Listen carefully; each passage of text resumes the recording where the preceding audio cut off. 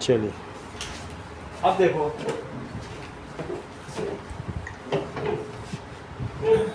इस क्वेश्चन को देखिए, पूजा उसे जमा कर दो, दे दिया ना, और किसी के पास नहीं है।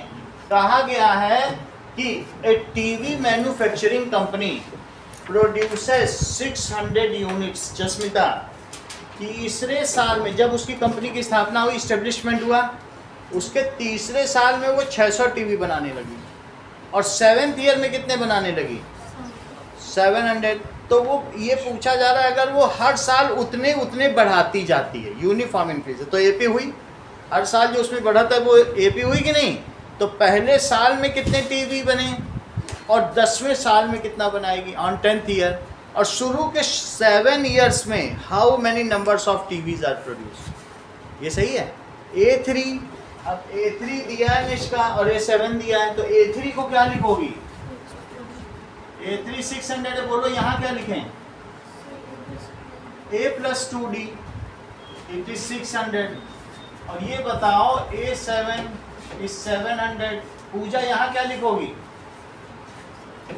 बोलो वंदना। A + 6D। तुमको अभी थोड़ी देर पहले बताया 7 हो तो तुम 7 - 1D लिखोगे कि नहीं? बोलिए, ये चीज समझ आए तो 6D ऐसा बोला करो। तो दैट इज A + 6D कितना हुआ? 700। ये सेकंड इक्वेशन है, और ये फर्स्ट इक्वेशन ऐसा यहाँ पर भी किया, एक कम करके डी बोल दिया करो। A16 पूछा जाए तो क्या बोलोगी? A + बोलोगी कि नहीं? तो देखो, इसको A3 को A + 2D लिख दिया, और A7 को A + 3D, ये चीज इसके नीचे लिख दो। तो A + 2D कितना हुआ? 600। इसी इक्वेशन को इसके नीचे लिखकर हम एलिमिनेट कर देंगे। ओके निकिता? एलिमिनेट करने पे कितना बचेगा? 4D = 100। तो D कितना हो गया? हर साल को कितने टीवी बढ़ाती जा रही है? 25 टीवी। ठीक। अच्छा, अब इसी D को किसी एक में डाल दो। Put in equation number 1। Equation 1 में डालो। A + 2D कितना था? 600।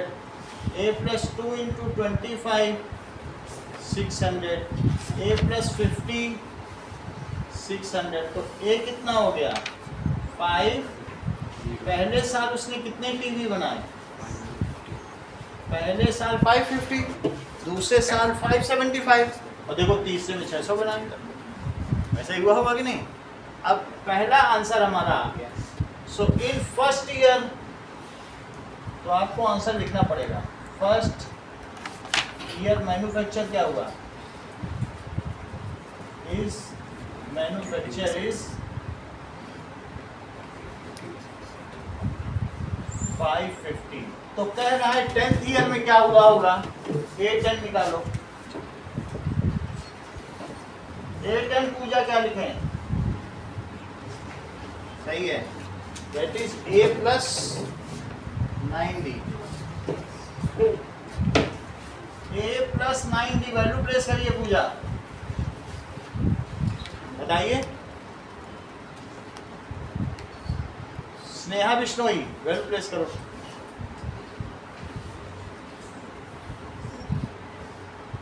Nikita 550 + 550 + 9 × 25। 550 + 225, so this is 775। in 10th year the production of TV कितना हो गया? in 10th year production of TV is 775। अब वो कह रहा है 7 सालों में कितने टीवी बने। ये फर्स्ट पार्ट पूछा गया है, ये सेकंड पार्ट पूछा गया है, और ये थर्ड पार्ट। 7 ईयर्स में टोटल उसने कितने टीवी बना डाले। तो Sn क्या होगा Sunil? n/2 2A + n - 1D। अब इसमें वैल्यू प्लेस करिए, पहले S7 लिखो। जब तुम 7 का निकालोगे तो Sn नहीं लिखोगे, S7 लिखो, वही यहाँ पर लिखोगे। सर A + L कर दीजिए। और 2A + 7 - 1D। अब इसमें वैल्यू मुझे प्लेस करनी, करिए Sunil. Sir 2 × 550 plus minus 6 that is 6 25 सही है तो that is 7/2 1100 plus 150 so it comes as 1250 तो 7 अब इस 2 से कट कर दो 625 इंटू 625 आयुष कितना आया 4375 ओके ये सवाल 3 बार आ चुका है बोर्ड में बहुत इंपॉर्टेंट क्वेश्चन है अब जरा देखो फर्स्ट क्वेश्चन देखिए एक पार्ट में कराऊंगा बाकी 3 आपको करने हैं जल्दी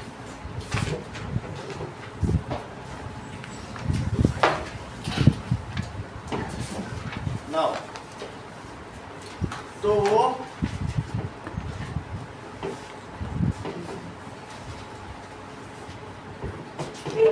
मैं इसका आपको 4th पार्ट करा देता हूँ शायद 4th में आपको थोड़ी दिक्कत होती हो एक्सरसाइज 5.3 एक्सरसाइज 5.3 फर्स्ट का सेकंड पार्ट के डी की वैल्यू निष्का बताओ डी की वैल्यू बताइए 1 सही बताया 0.6 1.7 2.8 तो डी तो इन्होंने ठीक बता दिया A2 - A1 का तो बताया होगा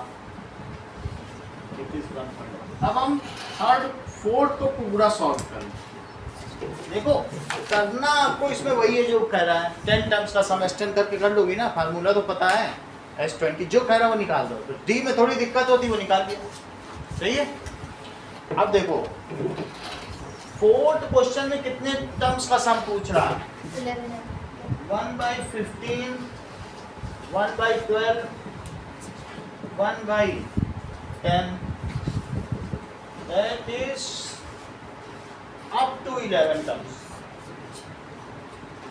up to 11 terms और यहाँ वो लिख रहा है find sum तो जब वो कह रहा है कितने टर्म्स का up to 12 terms up to 12 terms तो सुनील इसमें आपको S12 निकालना होगा सही है ए और डी निकाल लेना और S12 में डाल देना S12 इसी तरीके से इसमें क्या कह रहा है up to how many terms up to 100 terms तो इसमें S100 निकाल लेना फार्मूला रख देना और वैल्यू डाल देना डी तो ये हो गया अभी जो निकिता ने बताया एक ये वैल्यू हो जाएगी ए डी डाल देना और S100 पे डाल देना अब इसमें देखो इसमें डी निकालते हैं तो डी क्या होगा A2 - A1 डी कितना आएगा Sunil A2 1/12 minus 1/15 equals to ठीक है 1/60 वैसे इसका एलसीएम क्या है 60 तो 60 that is 12 5 जा 60 और 15 4 जा 60 so it comes as 1/60 1/60 अब जरा देखो ये तो D आ गया 1/60 और A की वैल्यू है 1/15 आपको सम निकालना है 11 टर्म्स का तो S11 इज 11/2 2A A कितना है वो लिख देना और 11 - 1D आयुषी इतनी बात तुम्हें समझ में आई देखो वही फार्मूला है हमने रख दिया 11 के टर्म्स में लिख दिया S11 इज दिस तो 11/2 2 into 1/15 प्लस 10 into 1/16 तो क्या हो जाएगा 2/15 और अगर 0 से 0 कटा तो 1/6 ये बताओ कि 15 और 6 का आयुषी एलसीएम क्या होगा बताओ 90 तो यहाँ क्या लिखें ये बताओ 12 और यहाँ पर 15 सही है अब जरा देखो so this comes as 11/2 27 590 cut कुछ नहीं रहा है, कुछ कहीं से कट ही नहीं रहा, तो ऊपर ऊपर का मल्टीप्लाई करो, नीचे नीचे का। 11 7 जा 77, 11 2 जा 22, तो 297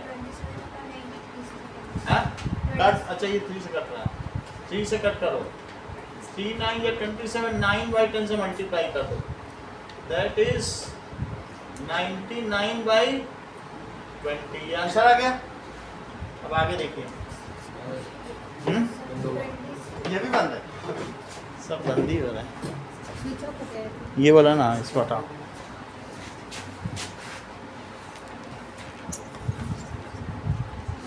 चलिए यहाँ तक की बात हो गई क्या? लो 43 और गड़बड़ी LCM 30 ले हटी ले ले, LCM 30 ले लो 30 ये तो 30 ले ले, 30 ले लो, वहाँ भी काटा बताएं गड़बड़ी आएंगे। 15 टू जाता है 4 है, और ये कितना हो गया 5 हो गया, सही है। अभी कितना हो जाएगा 9 बाई 30, तो क्या होगा 3 बाई, तो दिस कम्स एज, हाँ सही है। स्नेहा कुमारी, हाँ स्नेहा,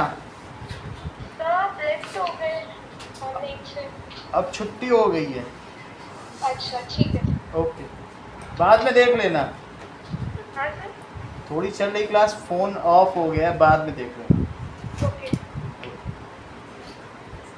चलो अभी ठीक है ना। नाउ सेकंड क्वेश्चन देखो, सेकंड भी इसी तरीके का है, इसमें फर्स्ट मैं करा देता हूँ सेकंड का क्वेश्चन। देखो 7 + 10.5 + 14 + 84, इसका की जरूरत पड़ेगी, डी बताओ,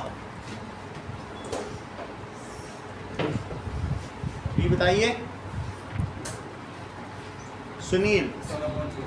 7/2, देखो इसको तुम 10.5 सोचो, देखो कितना आसान है निष्का, 10.5 से बेटा है कि नहीं। 10.5 का क्या मतलब है 10.5, 10.5 का मतलब क्या है 10 + ½ और 10 + 0.5, ये होता है। ऐसे ही इससे घटा दो तो आ जाएगा 3.5 आया, कितना आ गया डी 3.5। अब आगे देखो ए कितना है 7, निकालना क्या है। अच्छा बताओ एन कितना है, एन या एल 84 है, और आपको सम पता करना है कितनी टर्म्स है, ये हमें पता नहीं कि कितनी टर्म्स है। एल भी लिख सकते हो या एन भी लिख सकते हो। देखो लेट दिस ए बी, बिना ये पता किए कि कितनी टर्म्स है तुम कोई सम नहीं निकाल सकते। Let this A B has n terms, तो बोलो an का क्या फार्मूला है। माना इस ए बी में n टर्म्स हैं, समझी वंदना। तो अब हमें nth टर्म की जगह 84 रख देना चाहिए, फर्स्ट टर्म की जगह 7 रख देना चाहिए, और डी की जगह क्या रख देना चाहिए बताओ 3.5। तो that is 84 is 7 plus 3.5 and minus 3.5, तो 84 is equals to 3.5 plus 3.5 n, इसको सब्ट्रैक्ट करो 84 में से, तो वहाँ क्या बचेगा 3.5। लो 7 में से इसे सब्ट्रैक्ट कर दिया, 7 में से 3.5 घटा तो कितना आया बोलो 3.5, अब वो इधर देखो, तो अब ये कितना हो गया बोलो 80.5 is 3.5 n, तो n कितना हुआ 80.5 अपॉन 3.5, डेसिमल से डेसिमल गया। अब इन दोनों को कट करो 5 से, 5 7 जा 5 1 5 6 और 5 1, 7 से कट करो, 7 2 जा 14 और 7 3 जा, तो n की वैल्यू कितनी आ गई? 23 आ गई। अब हमें ये पता चल चुका है ये 23 टर्म्स हैं। अब मैं S23 निकालूं। S23 का क्या फार्मूला होगा? n/2। अब ये जैसे थोड़ी देर पहले अदिति ने बोला था कि सर अगर मुझे 23rd टर्म पता है तो क्या मैं ये फार्मूला लगा दूं? तो हाँ लगा दो, आपको पता है 23rd टर्म 84 है, तो सीधा लगा दो। That is 23/2। और पहली टर्म कितनी है और लास्ट टर्म कितनी है बोलिए? 84। चलो, तो दिस विल कम एज 23/2 और 7 + 84 कितना हो जाएगा? 91। ये कटेगा कुछ नहीं, मल्टीप्लाई करो। जब तुमको ये दिया हो, समझ में आया, तो कह दे सबका सम निकालो। पहले ये पता करो इसमें टर्म्स कितनी है। पहला काम क्या करोगे? अगर तुम टर्म्स ही नहीं निकालोगे तो फिर s का कौन सा फार्मूला लगाओगे? यही नहीं रख पाओगे। n क्या? n तो पता करना पड़ेगा। तो माना इस AP में n टर्म्स हैं और फिर उससे n निकाल लो, n आ जाए उतनी टर्म्स का सम निकाल लो, है कि नहीं? अभी आ गया, मल्टीप्लाई करो। तो 23 × 91 देखो, 9 3 = 27, 9 2 = 18, तो 3 9 2 0 93/2। सही है। तो this is the sum of, that is sum of given AP is 2093/2। पीछे आंसर चेक करो, ये होना चाहिए। ठीक है। अब देखो, पहले क्वेश्चन का आपको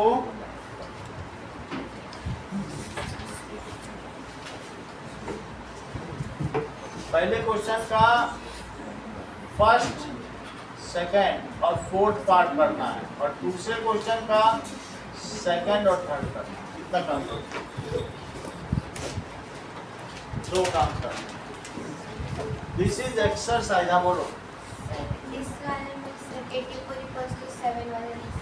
कौन सा?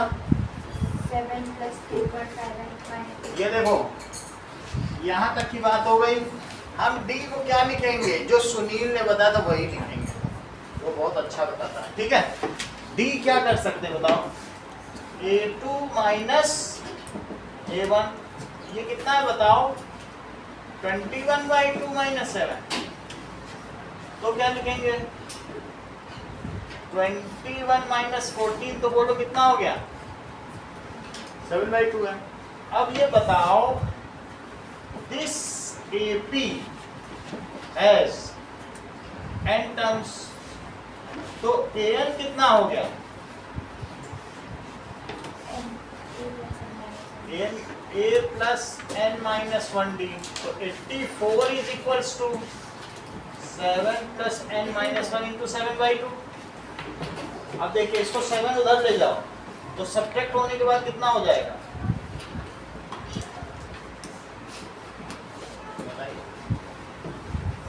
77। 77 it is n - 1 × 7/2, तो 77/7 और 2 ऊपर,